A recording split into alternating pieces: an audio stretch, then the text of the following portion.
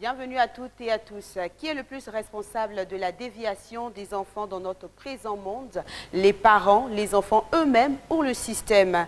N'est-ce pas là un sujet très intéressant qui mérite toute notre attention? Allons donc pour la deuxième partie de cette analyse de la situation bien poussée avec le prophète Don Céleste Nabi, dit le Kohen Gadol.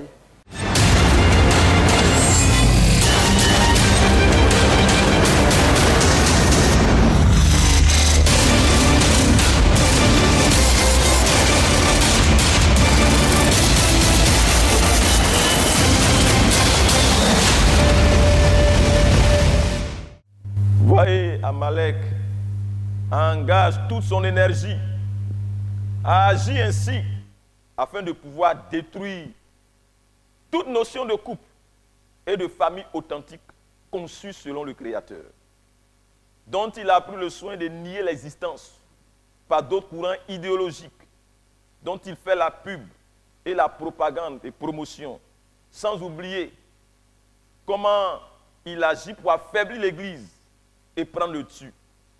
Comme hier, les mains de Moïse s'affaiblissaient sur la montagne. Amalek agit pour affaiblir les mains de Moïse. Vous pouvez le voir dans Exode 17, versets 11 à 13. Lorsque Moïse éleva sa main, Israël était le plus fort. Et lorsqu'il baissait sa main, Amalek était le plus fort. Les mains de Moïse étant fatiguées, il prit une pierre qu'il plaçait sous lui et s'assit là-dessus. Aaron et Hur soutenaient ses mains l'un d'un côté, l'autre de l'autre. Et ses mains restaient fermes jusqu'au coucher du soleil. Au verset 13, il est dit, Josué vainquit Amalek et son peuple au tranchant de l'épée. Oui, il faut aujourd'hui des Moïse sur la montagne. Des gens qui ont une vision lointaine. Une communion forte avec Dieu. C'est-à-dire un combat spirituel. Un combat sur le front spirituel. Mais aussi, il faut des Aaron et des Hur à leur côté. Et des Josué dans la vallée avec ses hommes. Église, il faut que nous nous réorganisions. Le combat a une dimension spirituelle et une dimension matérielle. Vous savez, Amalek affectionne la vallée. La vallée qui est le symbole de la matérialité. Mais aussi la vallée est symbole des choses relatives aux basses besognes, à la bassesse morale. C'est là qu'Amalek vit et c'est là qu'il se camoufle. Et c'est là que le système de ce monde se cache. C'est là qu'il se bonifie. C'est dans Nombre, le chapitre 14, verset 25. Les Amalécites et les Cananéens habitent la vallée. C'est bien dit, hein? Habitent la vallée. Mais qu'il soit clair pour tous, notre combat d'aujourd'hui, qui fut le combat de tous les temps, ce n'est pas de nous attaquer aux homosexuels. C'est leur choix. Ils ont existé même au temps d'Abraham. Mais notre combat et notre vision, c'est de promouvoir et affermir les familles, les couples et la conjugalité selon Dieu. Et alors les choses se dérouleront exactement comme ça n'a été le cas pour Moïse, Aaron et Hur, qui se tenaient sur la montagne. Sinon, quelle leçon, nous, Église, aurions-nous à donner au monde, à ceux du monde, si nous peinons nous-mêmes à construire des familles idéales et fortes, des pasteurs qui divorcent en cascade, des pasteurs qui ont des maîtresses, des pasteurs qui couchent avec les chantres, des pasteurs pédérastes, pédophiles, des pasteurs aux vies bizarres au niveau sexuel. Mais quel modèle! Et toi aussi, tu prêches l'évangile. L'évangile que tu prêches, ça, ce n'est pas l'évangile de Jésus-Christ. Hypocrite, démagogue, tombeau blanchi avait dit Jésus, race des vipères. Si nous avons du mal à présenter la famille, la conjugalité et la parentalité telles que Dieu les instituait, comme modèle, si nous prenons à présenter l'idéal divin, vous savez, dans ce cas-là, combattre les déviations serait ridicule. Toi-même, tu n'arrives pas à présenter le bon modèle et tu te plains des autres. Vous savez, combattre les déviations, d'accord, mais présenter et vivre l'idéal, parle mieux.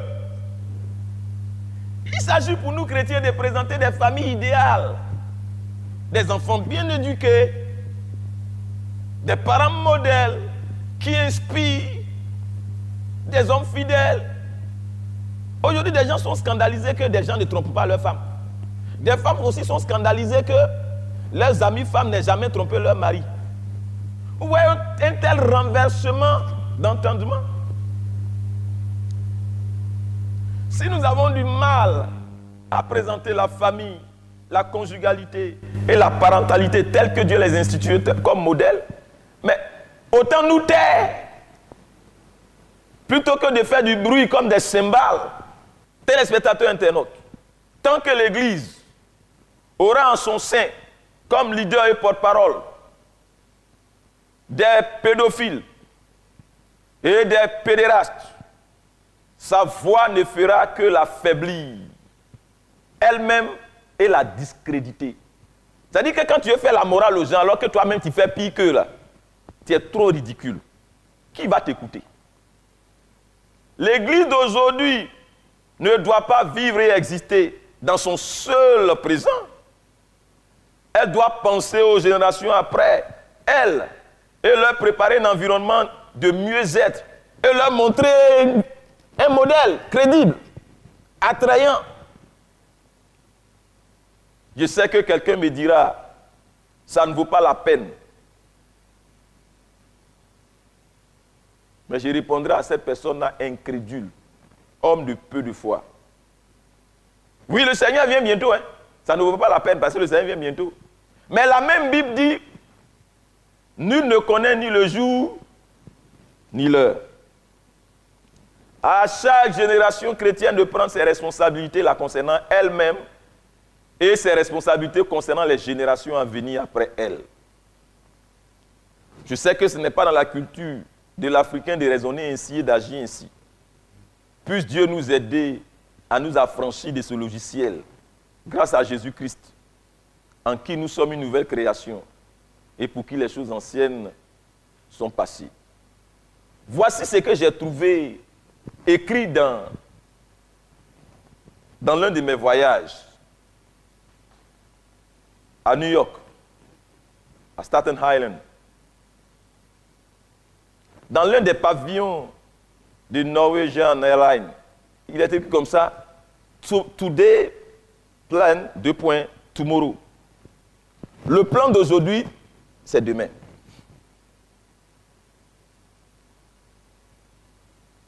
Quel est ton plan pour demain? Église, chrétien, famille, téléspectateurs, internautes. Jésus qui nous a laissé un modèle à la matière. Il nous a laissé une vision, un plan, des stratégies, des ressources. David a laissé à Salomon un plan pour la construction du temple et des ressources. Que laisserions-nous après nous? À chacun cette question. Et à nous tous cette interrogation. Voyez, le système de ce monde engage toute son énergie à agir ainsi afin de pouvoir détruire toute notion de couple et de famille authentique conçue selon le Créateur. Je l'ai dit tout à l'heure, dont il a pris le soin de nier l'existence à travers toutes sortes de propagandes afin d'affaiblir l'Église. Le système de ce monde maintient la pression pour que l'Église craque et que les chrétiens faiblissent et abdiquent. Comme hier, Moïse faiblissait sur la montagne. Et des gens se sont tenus courageusement à son côté.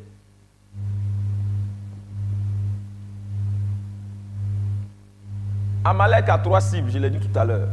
La famille, la conjugalité, notre communion avec Dieu, la spiritualité, et nos ressources, la matérialité ou la prospérité. Souvenez-vous de la proposition des pharaons, possédés par l'idéologie amalécite à Moïse.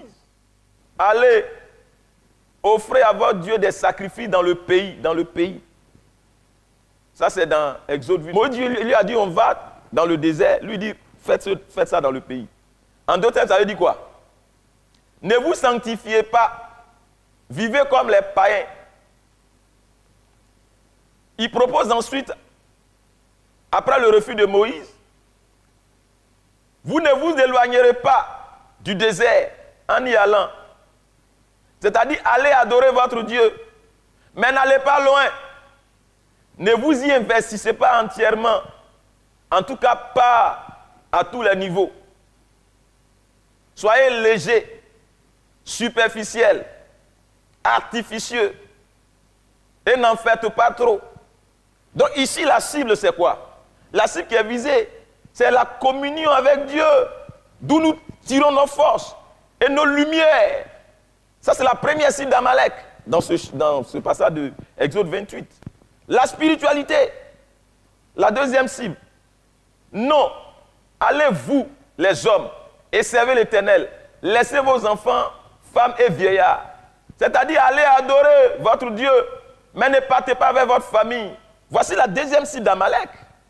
Ici, la cible, c'est la famille. Amalek sait que sans la femme et les enfants, il n'y a pas de procréation, ni de pérennité d'une race. Ce sera à coup sûr l'extinction de la race. Mais de plus, Amalek sait que lorsque la famille des vrais leaders est perturbée, les leaders eux-mêmes le sont. Et au cas échéant, ils manqueront de concentration, de consécration. Et cela les affectera au niveau mission et efficacité. Enfin, il n'y aura que vos brebis et bœufs qui resteront. Et vos enfants pourront aller avec vous. C'est-à-dire, allez adorer votre Dieu. Mais n'allez pas avec votre bétail, avec vos biens. Ici, la cible, c'est la matérialité. Satan, aujourd'hui, il crée toutes sortes de blocages pour que les chrétiens soient misérables et qu'ils se contentent des exercices spirituels. Et après, qu'ils soient rattrapés par les problèmes de la vie et qu'ils se compromettent, au point de mettre même leur salut en péril. C'est la troisième cible d'Amalek, la matérialité. Amalek sait que celui qui est privé de biens peut facilement rétrograder, apostasier, se rétracter, se compromettre. Il sera en train de lutter pour la survie. Il peut facilement céder. Il peut être essoufflé en coup de route par la faim, par la soif et les besoins qui l'auront rattrapé. Amalek sait que la vie est en équilibre. Lorsque la matérialité et la spiritualité vont ensemble, et il lutte de toutes ses forces pour ce déséquilibre. Vous savez, le système de ce monde joue gros. C'est-à-dire, il joue pour posséder la destinée des peuples et des nations, aussi bien dans ce siècle présent que dans les siècles à venir. Et là, l'Église doit être suffisamment éclairée. Parce qu'Amalek a pris des dispositions pour l'affaiblir, connaissant la puissance de la prière. Sinon, comment comprendre qu'on interdise la prière dans les lieux publics au nom de la laïcité dans certains pays et qu'on autorise la Gay Pride en faisant fi d'ignorer l'impact et la portée spirituelle de cet acte? Vous savez, loin d'être un simple défilé, la Gay Pride est une invocation, un culte, un temps de vénération des démons de l'immoralité. Chez nous, on parle de foi, c'est-à-dire la vénération des divinités. Et tout ce qui est vénération touche forcément une divinité. Quelqu'un serait tenté de vouloir percevoir dans les nations qui ne sont pas encore touchées qu'elles seront épargnées. Elles ne peuvent qu'être épargnées que si elles sont debout. Leurs leaders sont debout. Et que les églises y sont fortes. Quelqu'un sera aussi tenté de vouloir démanteler le réseau d'Amalek. Mais sachez que le système de ce monde, ce n'est pas une personne, ni un groupe de personnes, ni un système, ni simplement une idéologie. C'est une vision, une doctrine luciférienne, derrière lesquels se tiennent des démons qui sont donc invisibles, qui n'ont ni chair ni sang et qui ne meurent pas, mais qui seront à la fin des temps damnés dans le cachot éternel par notre Seigneur. Voyez, certes, ce peuple a été vaincu par Israël, mais Dieu a demandé d'effacer sa mémoire de dessus la terre, c'est-à-dire son idéologie. Ce que Saül a refusé de faire. Samuel avait demandé à Saül d'exterminer Amalek et tous les biens. Saül a refusé de faire ça. Il a gardé le bon bétail pour lui et il a gardé le roi Agag. Et Moïse de prophétiser qu'il y aura guerre de l'Éternel contre Amalek de génération en génération. Une longue guerre. La guerre contre une idéologie, contre des esprits, contre des énergies négatives. L'Église ne doit pas se priver du droit de briguer les pouvoirs et instances de décision. Là où se décident des lois relatives aux idéologies ou inspirées par les idéologies qui dirigent notre monde et les nations dans lesquelles nous sommes. Ces idéologies qui ont des sources profondes. Et laissez-moi ne pas vous l'apprendre, que le monde n'est pas dirigé par hasard. Vous voyez, pendant que le système de ce monde forme ses élites, que fait l'Église? Vous voyez ces pasteurs qui nous combattent. Vous voyez, pendant qu'Amalek prépare sa future génération d'après, que fait l'Église? Des murmures, des calomnies, etc. etc. Aujourd'hui, il est question d'abattre par tous les moyens possibles le prophète donc, parce que dit-on, il dit trop la vérité. C'est quoi au juste? Il dit trop la vérité. Vous entendez quoi par il dit trop la vérité? Un pasteur, il doit mentir. Il doit dire des contre-vérités. Il doit dire des demi-vérités. Il doit combattre la vérité. Pharisiens, dites-moi en quoi consiste, s'il vous plaît, notre vraie mission. Vous savez, l'Église ne doit pas abandonner ses droits des citoyens au nom de la laïcité ou de la sanctification et limiter son existence au nom de la sanctification au seul spectre du temple. Il faut que l'Église encourage ses membres à viser plus haut. Notre Dieu est dans les hauteurs. Il faut que l'Église le fasse plutôt que de former des moines reclus et intellectuellement percus d'entendement au nom de la sanctification. La sanctification, la véritable, est pour un impact social et sociétal et non pour une mort triste dans son coin à travers la réclusion et des fois même dans une allégeance faite à Satan et à ses démons et ouailles pour des miettes.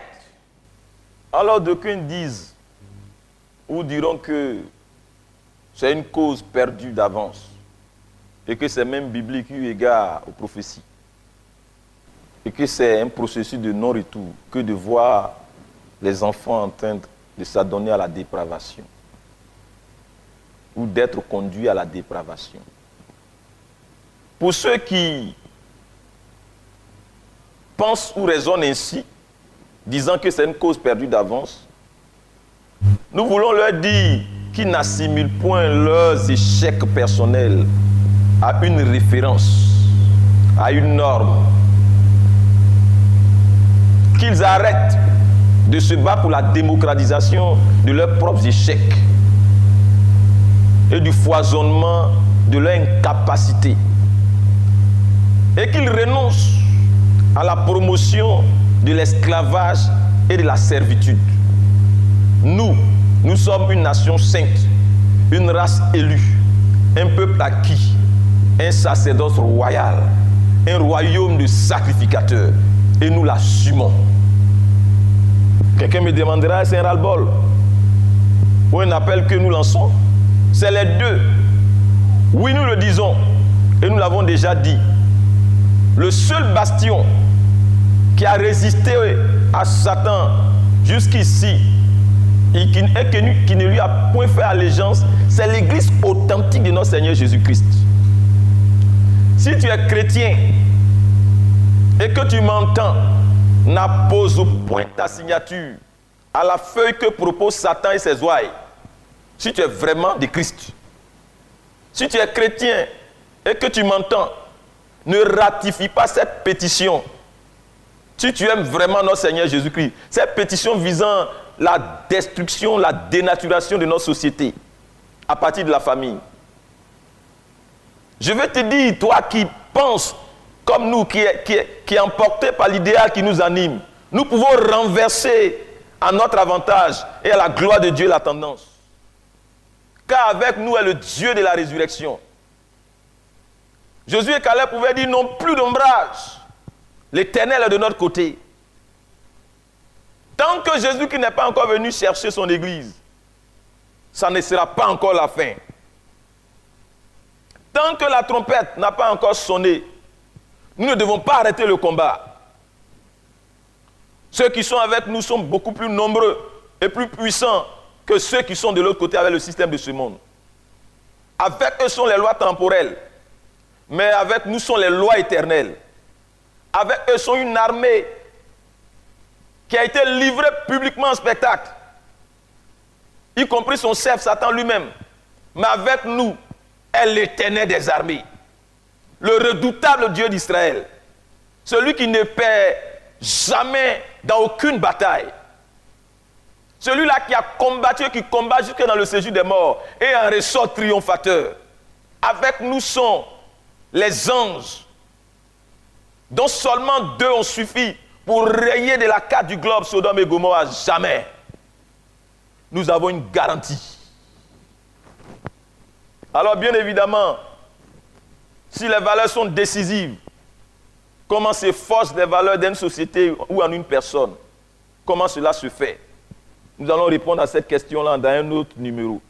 Mais pour l'heure, nous aimerions dire que la première des institutions de Dieu demeure la famille. Rien ne vaut la famille telle qu'instituée par le Créateur. Rien ne vaudra la famille. Rien n'a compétence pour remplacer ou se substituer à la famille. Rien et absolument rien. Aucune assistance sociale, quoi qu'elle soit utile. Malheureusement, ce socle sociétal qu'est la famille est touché dans son ADN, avec notamment la démission et la complicité implicite des parents. Les voilà, tous les deux, père et mère, occupés à travailler, laissant l'éducation de leurs enfants aux instances académiques, laissant ainsi les enfants livrés à eux-mêmes. Que dire des parents qui se font remplacer par les réseaux sociaux dans l'éducation de leurs enfants, par la télévision?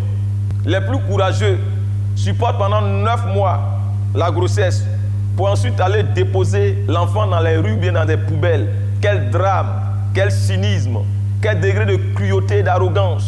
Et voici tout cela condamne les enfants, qui qualifient horriblement d'enfants de la rue. Mais qui les a mis dans la rue? Sont-ils nés des entrailles ou bien d'une rue? Que dire de ceux-là dans les pays pauvres, sinon dans les familles avides de gains, qui poussent leurs enfants à la prostitution? Ça, c'est du proxénétisme familial. Ces parents deviennent eux-mêmes des proxénètes locaux.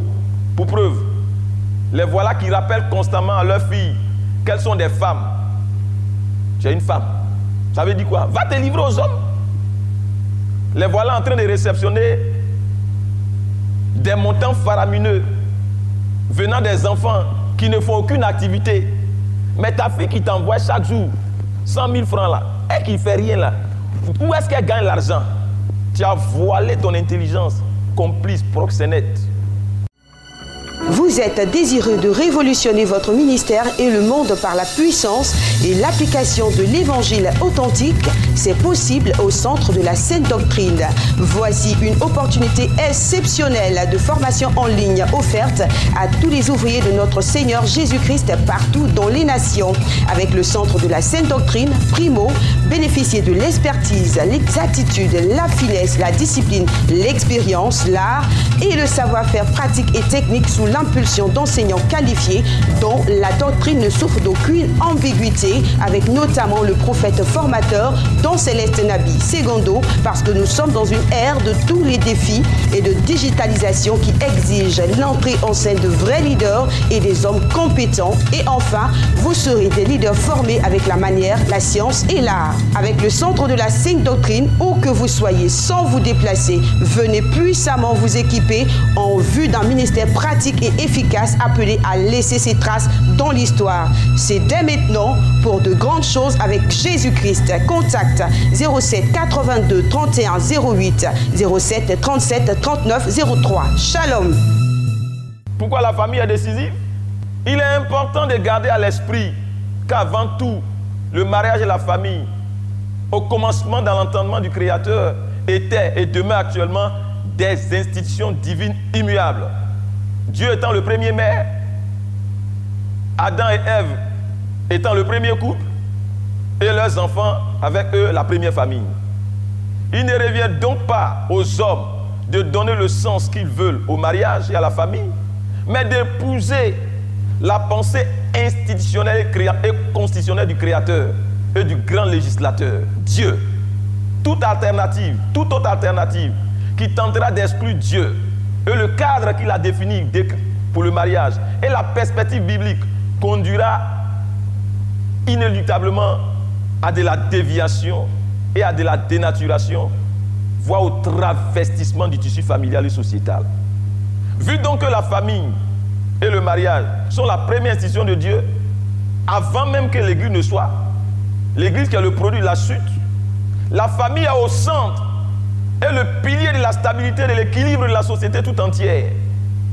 La famille est l'entité de base, l'unité fonctionnelle de la société et de la civilisation des hommes. Comme une goutte de sang l'est pour toute la volémie sanguine. Seulement à partir d'une goutte de sang, on peut savoir tout ce qui se passe dans l'organisme de l'homme. C'est de même à partir de la famille, on peut savoir ce qui se passe dans la société. Dis-moi comment fonctionne la famille dans une société et je te dirai comment la société fonctionne dans sa totalité. C'est pareil pour ce qu'est le néphron pour le rein. Ça, je m'adresse à nos scientifiques qui me comprennent. De la santé de la famille dépend celle de toute la société. Lorsque la famille se porte mal, la société l'est aussi. Lorsqu'elle se porte bien, la société l'est aussi. Et quand vous considérez profondément ce qu'est la famille et les enfants, ce qu'ils sont aujourd'hui, vous pouvez avoir une idée très nette de ce que la société de demain sera. En fait, la société est le fruit de la famille, comme l'œuf l'est pour la poule. La société devient ce que la famille est. Elle est à l'image de la famille. La famille étant également la première église, Dieu étant le premier pasteur, Ève et Adam et Ève étant tous les deux les premiers croyants. L'église doit vivre le modèle divin avant la chute d'Adam et Ève. Renverser, pervertir, travestir, galvauder, dénaturer, affaiblir ou détruire la famille, c'est anéantir la société entière et les civilisations. C'est pour cela qu'avant la ruine des grandes civilisations, vous regardez, il y a eu d'abord des perversions, des déviations au niveau du moule familial. Dans un des prochains numéros, nous allons aborder les facteurs qui sont déterminants dans le choix des valeurs, qui contribuent à l'éducation, à bâtir les enfants, à bâtir le sujet adulte. Mais le constat est là. Le constat est là. La responsabilité n'incombe pas qu'à l'un ou à l'autre. Les enseignants sont pris en otage par les enfants, qui sont devenus les rois et les patrons. Les parents tellement préoccupés par chercher l'argent, livrent leurs enfants à la merci des nounous, qui ne peuvent leur transmettre que ce qu'elles ont. Souvent la vengeance sur les pauvres enfants à cause de la maltraitance que leur font subir les parents. Les enfants utilisent de moins en moins leur capacité intellectuelle du fait des multiples répétiteurs qui réfléchissent à leur place pour eux. Il faut régler ce problème. Si l'on veut commencer par l'assainissement des familles avec des unions nées d'acteurs bien établis dans les valeurs, Il faut commencer par la famille. Car tous les acteurs de la société naissent de parents et ont pour premier moule la cellule familiale. Ceux qui votent les lois, ils naissent de la famille. Les constitutionnalistes, ils naissent de la famille. Les scientifiques de la famille, les gouvernants de la famille, les hommes de Dieu de la famille, les technocrates de la famille, les parents eux-mêmes de la famille, les assistants surtout de la famille, les mères de la famille, les politiques de la famille, etc. etc. Il faut redynamiser aussi les instances académiques. Là intervient une volonté suprafamiliale. Mais à la vérité, les parents ont démissionné, laissant ainsi l'éducation des enfants aux écoles qui peinent à préserver les valeurs morales. Parce que c'est une trop lourde responsabilité pour elles seules. Nous voyons de plus en plus des enfants bien instruits entre griffes, mais sans éducation. Les parents ont démissionné, surtout en Afrique, laissant l'éducation des enfants aux filles de maison, elles-mêmes sans éducation. Les parents ont démissionné, laissant ainsi l'éducation des enfants aux médias, parce que trop préoccupés par chercher l'argent. Les enfants grandissent sans affection parentale véritable. Ils grandissent comme dans la jungle, sans émotion. Plus tard, les conséquences sont énormes. Ils agissent étant privés d'affection naturelle, de compassion. De nos jours, les parents ont démissionné. La société elle-même s'est corrompue par des tailles et travers, des kiffs et des idéologies bizarres. Et les instances académiques peinent. Les responsabilités sont lourdes pour les seules instances académiques. À elles seules, elles ne peuvent assurer l'éducation efficiente des enfants. Il faut régler ce problème. Il faut commencer par la famille. Parce que tous les acteurs de la société naissent de la famille. Que dit des enfants qui grandissent dans les familles monoparentales, où la mère ou le père se retrouvent à jouer les deux rôles. Celui des pères et des mères. Des fois, c'est des enfants déséquilibrés. Parce qu'un enfant, c'est le produit de l'autorité du père et de la douceur de la mère. La tempérance de la mère, c'est l'équilibre. Et cela s'agit souvent sur l'équilibre de l'enfant. Ça l'oriente dans des inclinaisons bizarres. Après, on est surpris. En milieu chrétien, les fiançailles aboutissent de moins en moins au mariage. Les divorces sont en grand nombre. Même au milieu des pasteurs. Maintenant, on entend dire avant de marier une femme, il faut la goûter d'abord.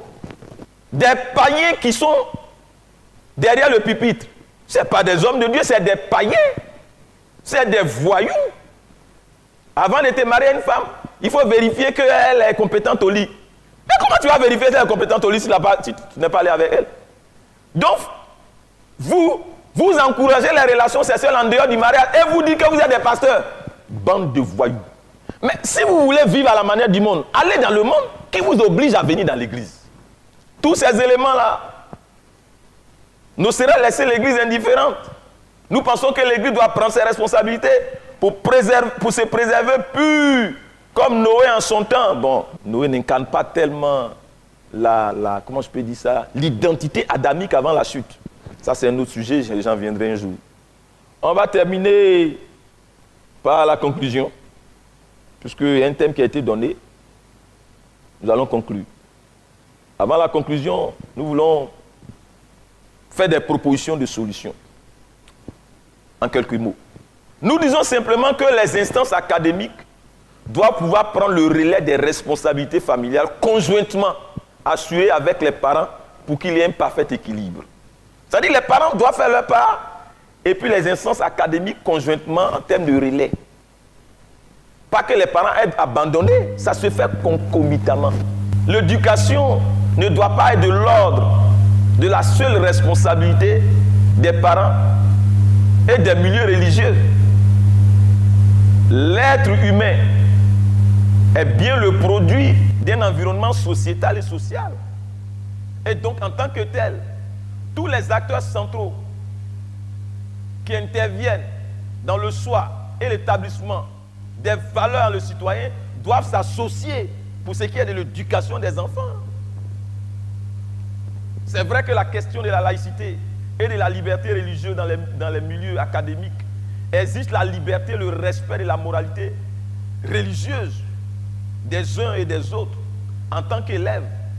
Mais la chose la plus certaine, c'est que toutes les religions au monde si elles ne sont pas au service avéré de la dépravation, de Satan et des vices, partagent au moins en commun quelque chose de déterminant dans le soi et l'expression des valeurs et comportements. Cette chose-là, c'est la morale. Donc que toutes les religions partagent en commun la morale, les religions sérieuses. La morale est étroitement associée à toutes les religions qui se veulent sérieuses. À ce titre, les valeurs morales doivent être enseignées dans les instances académiques et être acceptées sans aucun collapsus avec les inclinaisons et les choix religieux des uns et des autres. Je parle bien de la morale et non de la moralité religieuse, hein, ni des doctrines. Aucune religion saine au monde n'incite au vol, à l'assassinat, à la rébellion, au suicide, à la rébellion contre les parents, au détournement des deniers publics. Je le dis, les instances académiques doivent avoir un code moral et éthique pour permettre aux enfants d'être orientés. Mais les parents ne doivent pas démissionner de leurs responsabilités primordiales. D'ailleurs, les églises gagneraient à ouvrir des écoles et universités confessionnelles qui vont mouler les âmes instruites, les âmes qui seront portées à prendre des décisions. Ne croyez point aux sociétés qui se disent neutres en termes de valeur ou non, ou au nom de la laïcité. Ne croyez point aux sociétés qui se disent neutres en termes de valeur au nom de la laïcité. Regardez bien ce qu'elles communiquent à travers les médias, les réseaux sociaux et autres. Elles savent très bien où elles sont en train de conduire notre monde. Il ne faut pas être naïf. Il faut également promouvoir et célébrer les valeurs telles que l'amour du travail, le goût de l'effort, le goût du mérite, la passion pour l'excellence, l'exemplarité parentale. Les parents sont les premiers modèles visibles pour leurs enfants. Vous savez, l'homme retient 20% de ce qu'il entend, 40% de ce qu'il voit et 80% de ce qu'on fait ou de ce qu'il fait. Les parents doivent veiller à ne pas inciter ou légitimer les déviations, les voies de facilité dans lesquelles ils hissent les enfants d'une manière ou d'une autre. Il faut cesser de faire croire que tout peut s'acheter.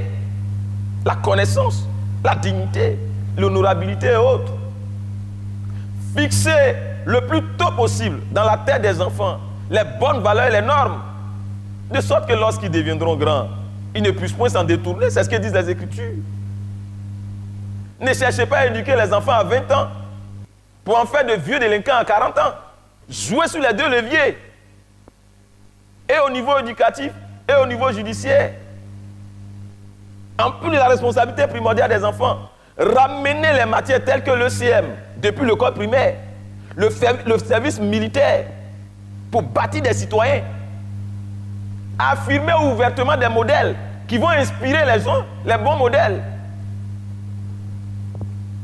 instaurer une collaboration entre le leadership familial et le leadership instructionnel académique. Le second prenant le relais en dehors de la cellule familiale. Les milieux religieux doivent se ressaisir et revenir à leur mission. Nous disons que les chrétiens doivent revenir aux priorités de leur prétendu Seigneur Jésus-Christ. S'il est ton Seigneur, mais que ta priorité soit la tienne. D'abord les choses immatérielles, invisibles, intangibles. Donc l'instruction, la formation, la prière, le travail, les valeurs et les comportements.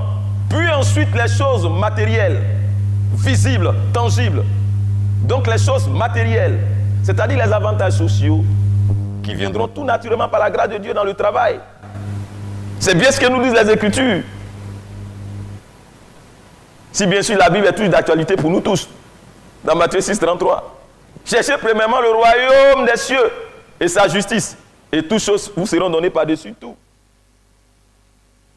Au fait, téléspectateurs internautes, d'où viennent toutes ces nouvelles priorités dans lesquelles les chrétiens sont engagés?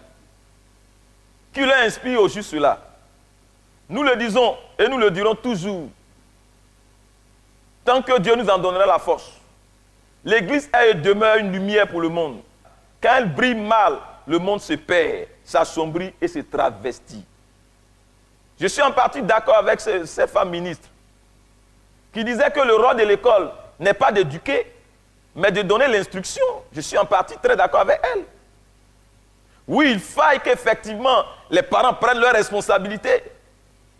Seulement la chose est que les enfants passent de nos jours beaucoup de temps à l'école avec les enseignants qu'avec les parents. Donc, les instances académiques doivent intégrer une dimension éducative dans l'encadrement des enfants, dans la formation des enfants, dans la transmission de la connaissance.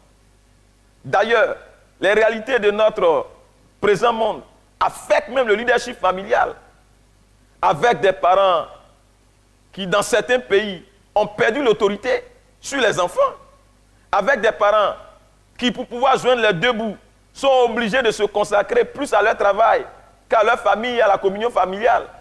Quelqu'un a dit dodo, métro, boulot. Ça, c'est en France. En Côte d'Ivoire, ici, c'est woro woro, jossi, bakro. J'interprète pour toi. Woro woro, c'est le transport en commun. Jossi, là, c'est le travail, le boulot. Bakro, c'est dodo, là, dormir. Et maintenant, j'y viens à la conclusion.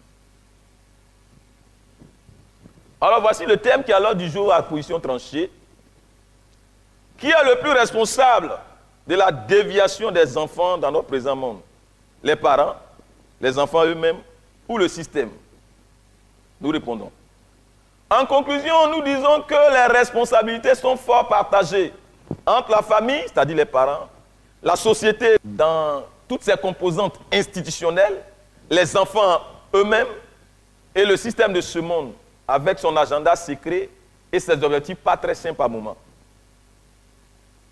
Mais, en tous les cas, la responsabilité majeure revient à la famille.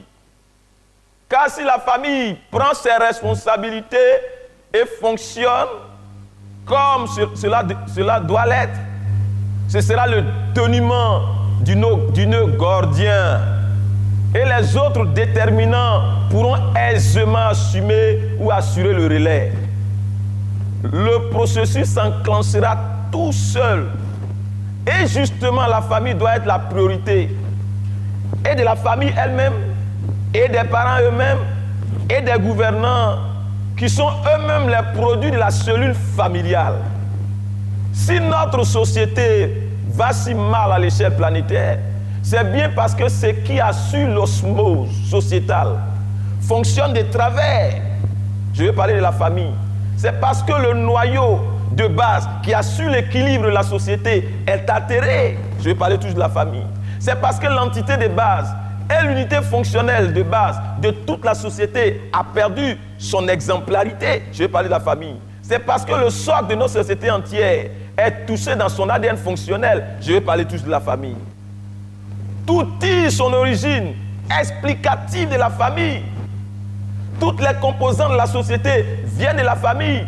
Les religieux, les magistrats, les criminels, les voleurs, les pédérastes, les pédophiles, les pieux, les hommes de loi, les drogués, les ivrognes, les braqueurs, les délinquants, les gouvernants, les instructeurs, les philosophes, les médecins, les avocats, les juges. Tous ces gens-là viennent de la famille, les politiques et autres, etc., etc. Et quand la famille est touchée, c'est bien toute la civilisation humaine qui est touchée. C'est toute l'homéostasie sociétale qui est perturbée, comme vous le savez bien. Mais dites-le-moi, qui sont les premiers acteurs du succès de la famille et donc des enfants? Il faut répondre à cette question. Ne me dis surtout pas que c'est les gouvernants, même s'ils contribuent à donner une orientation. Mais ils ne vivent pas sous nos toits avec nous. Ils ne dorment pas avec les enfants. Ils ne dorment pas avec nos enfants. Mais ne me dites pas non plus que c'est les assistants sociaux. Parce qu'ils ne sont devenus importants que parce que les vrais acteurs de la cellule familiale ont abandonné leurs responsabilités d'encadrement des enfants. Ne me dites pas non plus que c'est les enfants eux-mêmes. Sinon, pourquoi les appelle-t-on enfants? Qui est donc au juste enfant? Et qui est parent au fait? Celui qui doit recevoir l'instruction ou celui qui en donne? Ne me dites pas non plus que c'est Satan, les démons, parce qu'ils étaient là. Lorsque des familles d'un bon background éducatif ont vu le jour sur des siècles, ils sont encore là. Pendant ce temps que des familles fonctionnent bien et différemment des autres, pendant ce temps qu'il y a encore des familles modèles, Satan est toujours là. Ne me dites pas non plus que c'est le système de ce monde et leurs promoteurs, même s'ils ont une très grosse part de responsabilité dans la survenue de familles bizarres et d'enfants un peu déprogrammés. Ne me dites pas que c'est eux. Parce que vous serez en train d'avouer que les hommes de Satan ont triomphé de ceux de Dieu. Alors que ça n'est pas le cas. Et si c'est le cas alors, fermez vos églises, fermez vos temples, fermez vos lieux de prière. Si Satan a déjà triomphé, au point de triompher même de vos familles. Adonnez-vous à autre chose. Ou tout au moins, allez faire allégeance au diable puisque c'est lui le triomphateur. Vous savez qu'un système n'est pas bon. Il faut oser le changer. Il faut oser lui opposer de la résistance pour le conduire au changement. Sinon, on est complice. Ne me dites pas non plus que c'est la télévision qui est responsable de la dépravation des enfants. Ne me dites pas que c'est Internet. Parce que nous, Internet nous rend service. C'est grâce à Internet que vous suivez le travail que nous sommes en train de faire. C'est grâce à la télévision que vous êtes informés. Quelle insulte que cela. Qui achète la télévision pour les enfants? Qui achète la télévision aux enfants? Qui leur achète les smartphones et iPhones? Qui doit contrôler l'utilisation de ces choses? Eux orienter les enfants dans l'usage de ces choses-là de façon bénéfique. Qui doit le faire? C'est ceux qui détiennent la télévision ou bien vous qui achetez la télévision pour les enfants ou les smartphones, iPhone pour les enfants? Ne me dites pas non plus que c'est les milieux d'instruction, même s'ils sont décisifs dans le processus d'éducation des enfants, à leur niveau bien sûr. Mais le rôle d'acteurs premiers, d'acteurs principaux, ne leur revient pas. Ce sera renverser les priorités et absoudre les vrais coupables dans cette affaire. Les vrais premiers responsables, les premiers acteurs du succès de la famille et donc des enfants sont et demeurent les parents. Tranchés. Les premiers acteurs du succès de la famille et donc des enfants ont été toujours et demeureront toujours les parents. C'est eux les premiers responsables. Rien ne pourra jamais remplacer les parents dans leur rôle vis-à-vis des enfants. Toutes les autres alternatives ne sont et ne seront que de la contrefaçon, des succédanés, des substituts qui ne tiendront pas, des mesures d'accommodement. La famille reste la famille dans ce rôle essentiel d'éducation des enfants, d'orientation des enfants, de construction des enfants. Si elle démissionne, c'est une hécatombe existentielle et un génocide, je dirais même intellectuel, un infanticide civilisationnel. Ça a eux d'instruire les enfants. Ça a de construire, de contribuer à construire l'intelligence des enfants. Parents du monde entier, je veux m'adresser à vous. Prenez vos responsabilités. Et ne vous laissez pas vous braquer. Ne vous laissez pas braquer votre position de souveraineté en matière d'éducation des enfants que le Saint Créateur vous a confié sur la terre. Que Dieu bénisse toutes les familles, tous les parents, et qu'il accorde des enfants à ceux qui n'en ont pas et qui en cherchent, la grâce de notre Seigneur Jésus-Christ. Que Dieu écoute vos prières, qu'il rende vos entrailles fécondes et fertiles, qu'il bénisse vos enfants, qu'il vous bénisse vous-même, qu'il ouvre pour vous les portes, pour que vous soyez bénis et prospères pour vous occuper de vos enfants. Que Dieu vous bénisse, il vous comble. Que Dieu bénisse toutes les instances académiques qui sont soucieuses du devenir et de l'émancipation des enfants. Que Dieu bénisse tous ceux qui s'occupent des orphelins à travers les orphelinats, tous les assistants sociaux qui se battent pour que les enfants aient un avenir et qu'ils soient encadrés. C'était position tranchée. Sans prétendre détenir le monopole de la vérité, nous attendons les avis contraires avec preuve à l'appui. Sans barbarie, ni animosité, mais avec courtoisie. Shalom. Internautes, ici s'achève ce numéro de position tranchée. Nous retiendrons qu'il est possible de redresser nos enfants et notre jeunesse en leur offrant avant tout une cellule familiale saine qui s'appuie sur Dieu, qui s'appuie sur Christ, le modèle parfait qui nous instruit en toutes choses. Merci de laisser toutes vos réactions et surtout, n'oubliez pas de faire un max de partage. On se retrouve très vite pour un autre numéro de position tranchée. Shalom.